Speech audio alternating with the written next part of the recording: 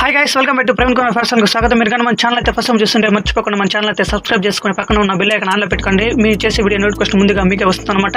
ఇకపోతే మన ఛానల్లో చాలా రకాల అమేజింగ్ ఫ్యాన్స్ గురించి చెప్తాను. ఇది అందరికి యూస్ అయ్యే అమేజింగ్ ఫ్యాన్స్ గురించి చెప్తాను. ఈ వీడియో ఎలా అనిపించిందో నచ్చితే మీ ఫ్రెండ్స్ అండ్ ఫ్యామిలీకి సర్కిల్ కూడా షేర్ చేయండి. నచ్చితే ఒక గట్టిగా లైక్ చేసి సపోర్ట్ చేయండి. కుదిరితే కామెంట్ కూడా చేయండి. అసలు దీన్ని ఎప్పుడైనా మీరు గమనించారా? అసలు మనం రోజు సిలిండర్ను చూస్తూ ఉంటాం. అయితే సిలిండర్ కింద బాటం దగ్గర ఈ విధంగా హోల్స్ ఉంటాయి. ఈ హోల్స్ ఎందుకు పెట్టారో దాని గురించి ఎప్పుడైనా ఆలోచించారా? ఈ హోల్స్ పెట్టడం వల్ల సిలిండర్కి ఎలాంటి ఉపయోగం ఉందో దాని గురించి ఎప్పుడైనా ఆలోచించారా? అయితే మీకు తెలియకపోతే చెప్పడానికి నేను ఉన్నాను, రెడీగా ఉండండి. ఇకపోతే మన కళ్ళ ముందు నిత్యం కనిపించే వాటి గురించి మనం పెద్దగా పట్టించుకోం.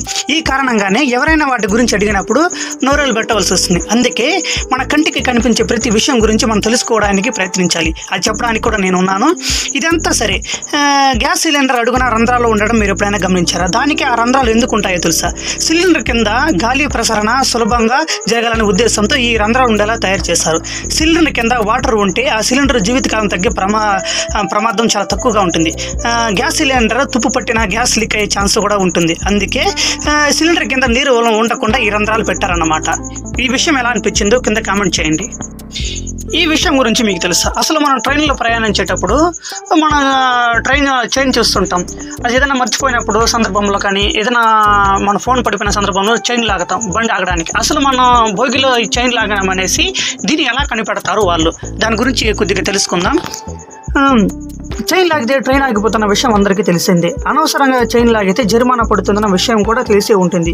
మరి ఆ చైన్ ఏ బోగిలో లాగారో లోకో పైలట్కు రైల్వే పోలీసుకి ఎలా తెలుస్తుంది? మీకు ఎప్పుడైనా ఈ డౌట్ వచ్చిందా? ఆ డౌట్ సందేహాన్ని ఇప్పుడు మనం తెలుసుకుందాం. మీరు ట్రైన్ ఎప్పుడైనా నిశ్చితంగా పరిశీలించారా? రెండు బోగుల నడుమ నల్లటి పైపులు వేలాడుతూ కనిపిస్తాయి. అందులో గాలి ఉంటుంది. ఆ గాలి విడుదలైనప్పుడే ట్రైన్కు బ్రేక్స్ అప్లై అవుతాయి. ఆ పైపులు చైన్ సిస్టమ్కు కనెక్ట్ అయి ఉంటాయి. అందుకే చైన్ లాగినప్పుడు పైపులో హెయిర్ రిలీజ్ అవుతుంది. అలాగే షిప్ అనే శబ్దం కూడా వస్తుంది. గాలి పీడనం తగ్గడం వల్ల ట్రైన్ నెమ్మదిస్తుంది. దీంతో లోకో పైలట్ అప్రమత్తమవుతాడు. 3 సార్లు హార్న్ ఇచ్చి రైలును ఆపుతాడు అనమాట. చైన్ సిస్టము అనుసంధానంగా ఎమర్జెన్సీ ఫ్లాషర్లు, లైట్లు కూడా ఉంటాయి. ఇవి ప్రతి బోగి బయట ఉంటాయి. ఈ బోగిలో చైన్ లాగారో అక్కడ ఉన్న ఫ్లాషర్కి వెలుగుతుంది. దాని ఆధారంగా లోకో పైలట్ రైలు ఆఫీసర్లకు ఆ బోగిలకి వెళ్ళి చైన్ ఎవరు లాగారో, ఎందుకు లాగారో తెలుసుకుంటారు. సదరు బోగీలు ఆ చైన్ సరిచేస్తేనే ఫ్లాషర్లు ఆగిపోతుంది. అనంతరం రైలు మళ్ళీ స్టార్ట్ అవుతుంది అన్నమాట. తిండికి ఒక పద్ధతి ఉంటుంది. నిపుణులు ఏం చెప్తున్నారంటే దాని గురించి, ఆరోగ్యం కోసం చాలామంది ఆహారంపై దృష్టి పెడుతున్నారు, కానీ అది ఒకటి మాత్రమే సరిపోదంటున్నారు నిపుణులు.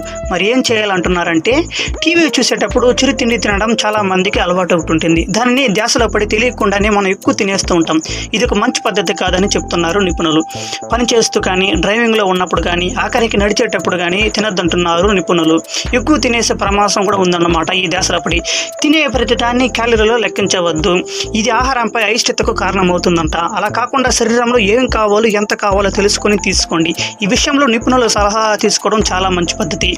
ఒత్తిడిలో, బాధలో ఉన్నప్పుడు తిండి వైపు మొగ్గుతుంటారు కొందరు. అవి ఏం తింటారో, ఎంత తింటారో మర్చిపోతుంటారు. ఇలాంటప్పుడు తిండి కాకుండా మనసును కుదిరిపరిచే వేరే ప్రయత్నాలు చూడాలి. డైట్లో ద్రవాలకు ప్రాధాన్యతనివ్వాలి, కానీ వాటిపైన ఆధారపడవద్దు. తొందరగా జీర్ణమై ఆకలిస్తుంది. అవి ఆకలిని కాసేపు ఆపినా శరీరానికి అవసరమైన పోషకాలు లభించవు. దేనికైనా త్వరిత ఫలితం కావాలంటున్నారు చాలా మంది. అందుకే వెంటనే డైట్ మార్చేస్తుంటారు. ఇది మంచి పద్ధతి కాదు. ఒక విధానాన్ని శరీరం అలవాటు పడి ఫలితం రావడానికి కొంత సమయం పడుతుంది. వేచి చూడాల్సి వస్తుంది. దీన్ని ఎప్పుడైనా మీరు గమనించారా? మనలో ఇల్లులో ఉండే 2 డేంజరస్ ప్లేస్ ఏదంటే బాత్రూమ్. అవునండి, మీరు విన్నది నిజమే. బాత్రూమ్ ఫస్ట్ ఇది వంట రూమ్ అయితే, సెకండ్ ఇది బాత్రూమ్.